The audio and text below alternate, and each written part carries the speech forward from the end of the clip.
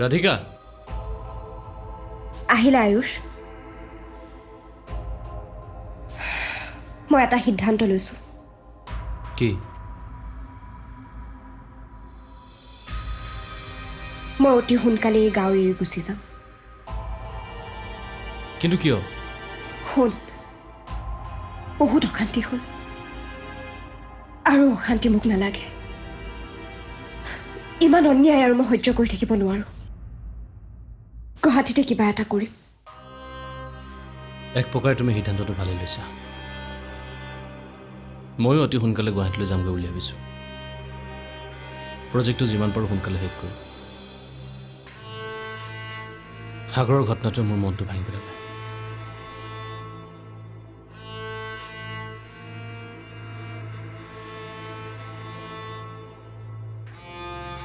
আকাশৰ হত্যাকাৰীয়ে শাস্তি পোৱাটো মই বিচাৰিছিলোঁ কিন্তু মই চাগে মোৰ লক্ষ্যত উপনীত হ'ব নোৱাৰিলোঁ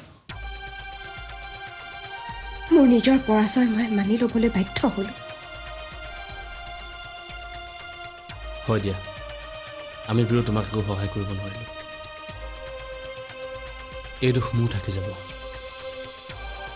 কিন্তু তুমি গুৱাহাটীলৈ গুচি গ'লে অনিশ্চয়তাতকৈ নিশ্চয়তা বেছি থাকিব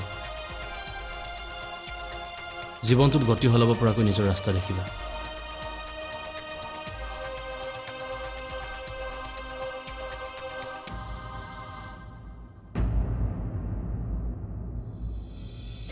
চাহ তইনো এইটো কথা পাতিবলৈ তা পাবগৈ লাগে যে কেলে এইটোৱে সুবিধা বুজিছে এইবাৰ যদি ৰাধিকাক পঠাব পাৰোঁ নহয় আমাৰ আৰু চিন্তা নাই তাই বেলেগৰ পৰা আহি এইবিলাক ঘটনা কৰি আমাৰ মাটি ভেটিৰ ভাগ কিয় ল'বহে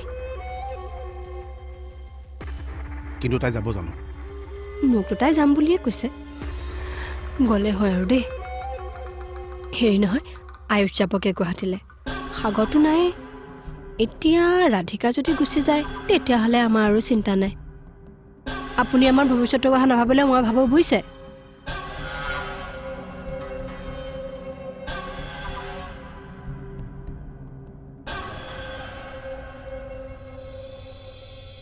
বেলেগ যিয়ে নহওক কিন্তু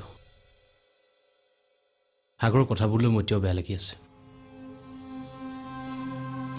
যিমানে নহওক তাক মই মোৰ বন্ধু বুলি বিশ্বাস কৰিছিলোঁ হয় দিয়া আহ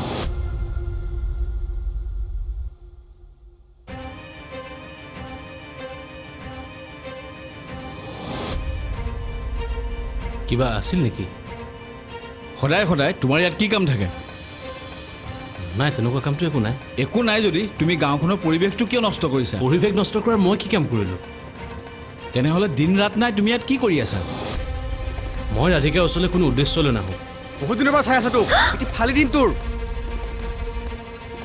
আপোনালোকে এইবোৰ কি কৰিছে এখেতৰ গাত একো ভুল নাই চুপ চব তোৰ কাৰণে হৈছে তই মনে মনে থাক গোটেই গাঁওখন তই শেষ কৰি পেলাইছ ঐ ইয়াক লৈ ব'ল আৰে আৰে আৰে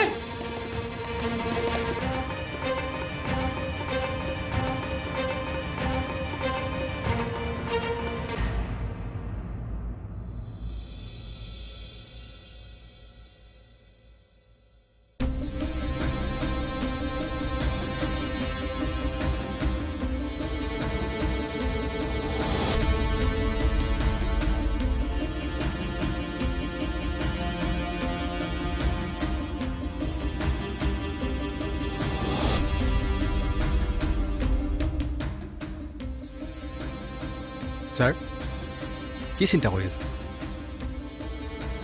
চিন্তা কৰিছোঁ এই গোটেই কামবোৰ কাৰ পৰিকল্পনা মতে হৈছে আকৌ গাঁওবুঢ়াই এইবোৰ কৰা নাইতো মোৰতো সেইটোৱে সন্দেহ হৈছে ছাৰ গাঁওবুঢ়াই এই কাম কৰিব লাগিব সিয়ে গাঁওখনত এটা বেয়া পৰিৱেশৰ সৃষ্টি কৰি আছে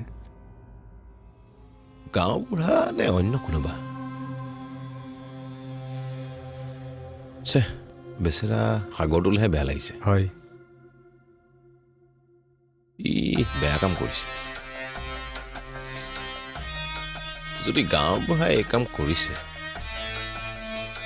এইবাৰ কিন্তু মই তাক ডাঙৰ শিক্ষা দিম এইবাৰ গাঁওবুঢ়াৰ নিষ্ঠাৰ নাই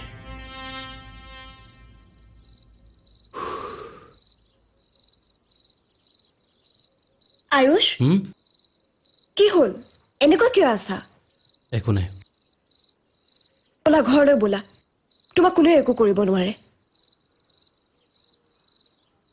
আমি আৰু এনেকৈ ইয়াত নাথাকো বোলা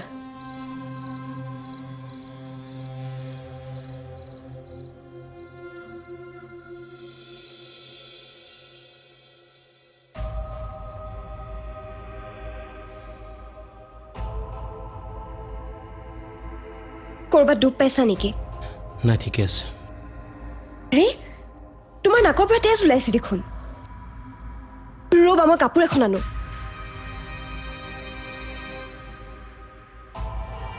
এইখন লোৱা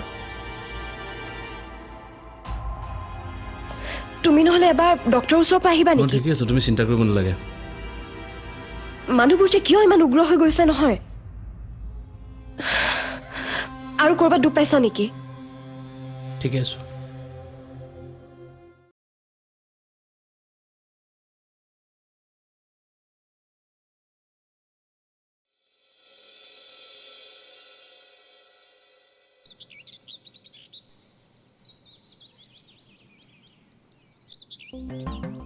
ঐ মুকুতা ঐ বুলবুল কি হ'ল কালি কথাটো গম পাইছেনে নাই হা কি হ'ল আকৌ ঐ ইহঁতে বৰ বেয়া কাম এটা কৰিলে নহয় কি কৈ আছ মই একো বুজি পোৱা নাই তইনো ক'ত থাক গমেই নাপাওঁ যে কি হ'ল বৰা ছাৰ সি সত্যই মুখ খুলিলে নে নাই ছাৰ এতিয়ালৈকে খোলা নাই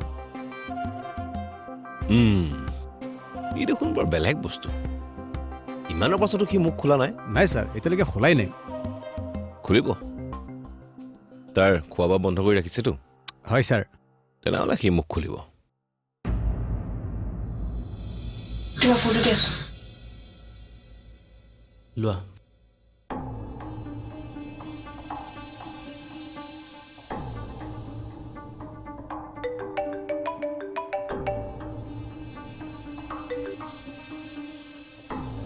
হেল্ল' পৰান্দা ক'ত আছে মই ৰাধিকা ৰাধিকা মই থানাত পৰান্দা আপুনি এবাৰ মোৰ ঘৰলৈ আহিব পাৰিবনে কিয় কিবা প্ৰব্লেম আপুনি আহকচোন মই সকলোখিনি কথা বুজাই ক'ম মই আয়ুষৰ ফোনৰ পৰাই আপোনাক কলটো কৰিলোঁ আচলতে কালি ৰাতি গাঁৱৰ কেইজনমান ল'ৰাই আয়ুষক বৰ বেয়াকৈ মাৰপিট কৰিলে কি সি এতিয়া আমাৰ ঘৰতে আছে ৰ'বা মই এতিয়াই গৈ আছোঁ ঠিক আছে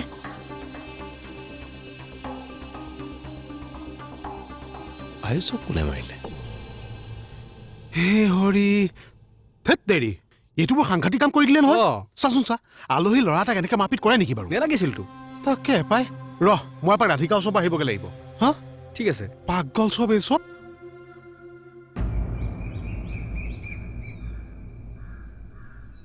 ঐ চন্দ এতিয়াহে মোৰ মনটো ভাল লাগিছে মোক এই 3 মাহ যি কষ্ট দিলে নহয় সেই কষ্টৰ এটা এটা হিচাপ মই পূৰণ কৰিম অ' বাইদেউ আমি বিপদত নপৰোঁতো মোৰ কিন্তু ভয় লাগিছে আমি কিয় বিপদত পৰিম আমি আমাৰ গাঁও এৰি নাযাওঁ আৰু আমাক গাঁৱৰ পৰা খেদিবলৈ চেষ্টা কৰিলে পৰিণতি এনেকুৱাই হ'ব অ' বাইদেউ এবাৰ কিবা যদি হয় ভুলতো মোৰ নামটো নল'ব দেই আৰে তোৰ নামটো কিয় ল'ম ফচিলে দুইটাই ফচিম কি অঁ মই নথকাত তই সিহঁতৰ লগ লোৱা নাছিলি মই হ'বলা নাজানো বুলি ভাবিছ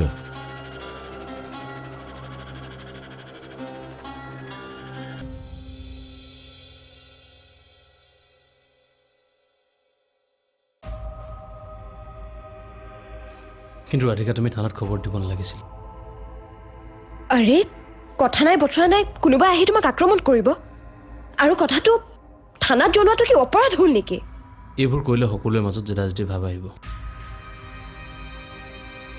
মোৰ কাৰণে তুমি এই কষ্ট ভোগ কৰিবলগীয়া হ'ল মোৰ ওচৰলৈ নহা হ'লে তোমাৰ এই অৱস্থা কেতিয়াও নহয় আয়ুষ তোমাৰ এই অৱস্থাটো মই চাই থাকিব নোৱাৰোঁ গতিকে মানুহে যিমানে যি নকৰিলোঁ মই তোমাৰ ওচৰলৈ আহিমেই আৰু মই তোমাৰ খবৰ ল'মেই মই বুজি পাওঁ আয়ুষ মই তোমাক একো দায়িত্ব নিদিলেও ইমান কাম তুমি নিজে নিজৰ দায়িত্ব বুলি লৈছা এয়া আচলতে মানৱতা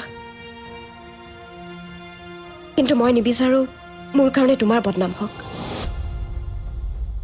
মোৰ কাৰণে তুমি কৰিবলগীয়া কামবোৰ আধৰুৱা হ'ব নালাগে।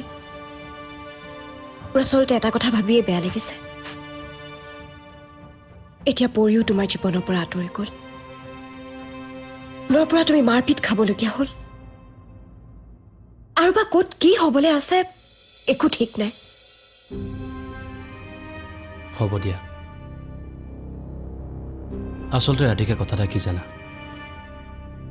সম্পৰ্ক এটা যদি তোলাচলনিত জোখা, এটা দিশত যদি বিশ্বাস থাকে আৰু আনটো দিশত যদি সন্মান থাকে, তাৰ মাজৰে দ্বন্দ্বডাল হ'ল প্ৰেম।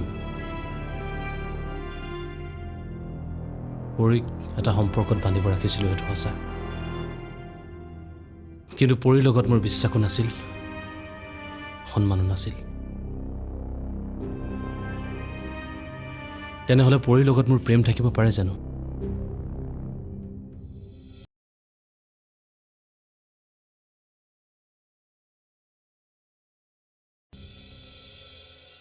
মই অন্ততঃ তহঁতে এনেকুৱা এটা কাম কৰিম বুলি কেতিয়াও ভবা নাছিলোঁ।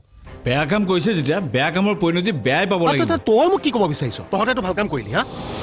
হেৰ' চা, গাঁওখনৰ ল'ৰাখিনি সংস্থাপনৰ বাবে সি ইমানখিনি কাম কৰিছে।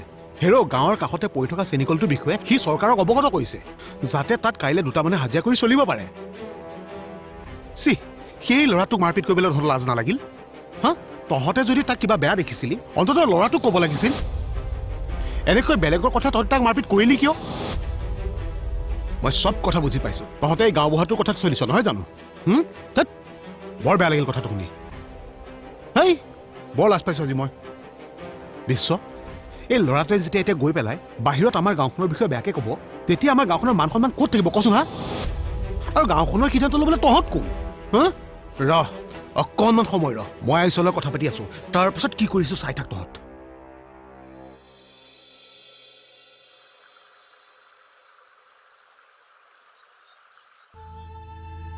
এতিয়া আৰু পৰীৰ কথা নুলিয়াবা, সেইবোৰ মই ভাবি নাথাকোঁ। হয়তো পৰীকো মই যিমানখিনি বিশ্বাস আৰু সন্মান দিব লাগিছিল সেইখিনি মই দিব পৰা নাই।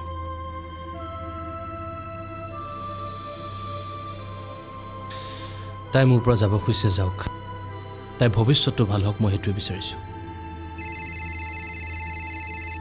এক্সকিউজ মি। অ' মা, মোৰ ভালেই। নাই আছোঁ, কোৱাচোন।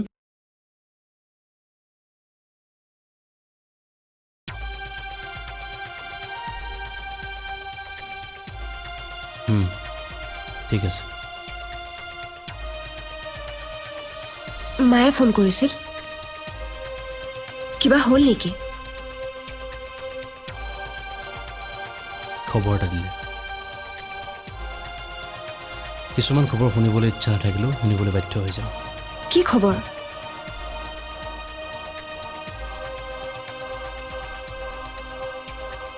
অহা 13 মাৰ্চত পৰী বিয়া। কি?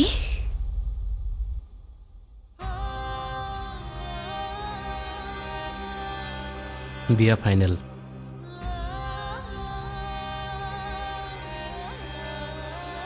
চোৱা, সেয়াই আমাৰ সম্পৰ্ক।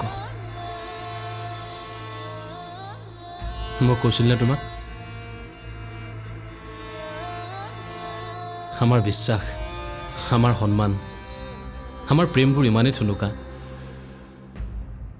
মুচি পেলালোঁ বুলি মানুহে সম্পৰ্কবোৰ মুচি পেলাব পাৰে।